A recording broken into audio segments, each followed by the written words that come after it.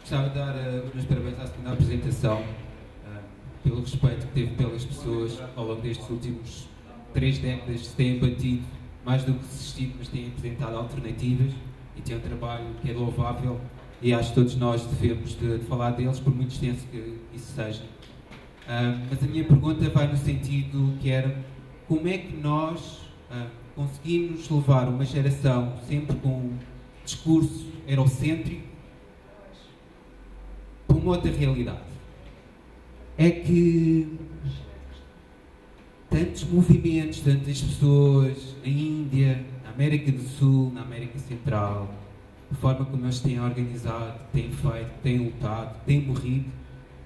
e às vezes parece que as pessoas se esquecem. Só se fala da Europa ou da América do Norte.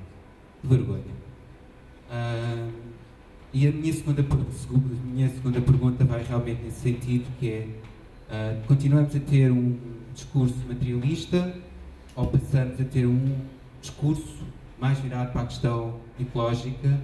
que nos engloba a todos nós, nos engloba a relação de trabalho, mas também a vivência.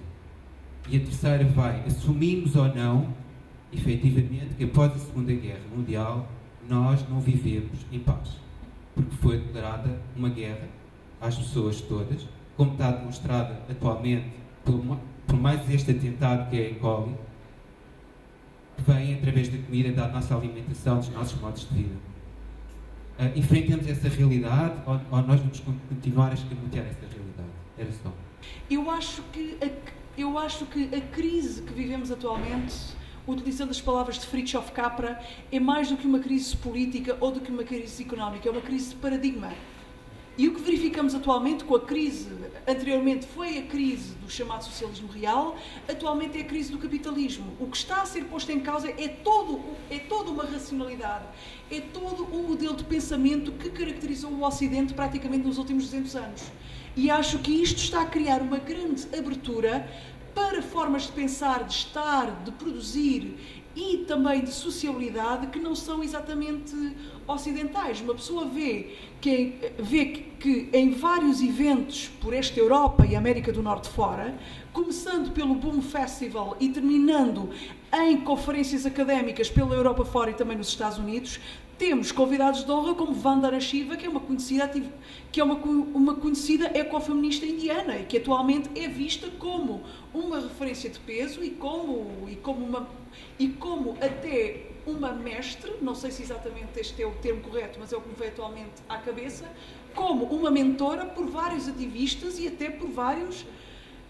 vários académicos pelo Ocidente fora. Por isso, existe um espaço e, sinceramente, na minha opinião, acho que este espaço se está a alargar quanto mais são questionados os modelos de pensamento, os modelos de produção e os modelos de sociabilidade que nos levaram a esta crise paradigmática. E, relativamente à questão que tu puseste, relativamente à transição de um discurso materialista para um mais virado para uma questão ecológica, para uma questão de vivência e de qualidade de vida. Se eu tivesse tido mais tempo, também, eu já sei que excedi o tempo que me tinha sido dado, eu não queria estar mais a abusar da vossa atenção, eu teria aprofundado um pouco da perspectiva seguida, nomeadamente pelo PAX e também pelo Instituto de Tecnologia Social no Vermont e nos países nórdicos e pela Alternativa Democrática, que é exatamente isso, passar de um discurso materialista para a chamada perspectiva de Gaia. O PAX no Rio de Janeiro, por exemplo, participa muito ativamente nos chamados cursos de educação Gaia, em que se incluem questões económicas numa perspectiva muito mais alargada da qualidade de vida, nas quais ativistas como Marcos Arruda, que é o fundador do PAX, fala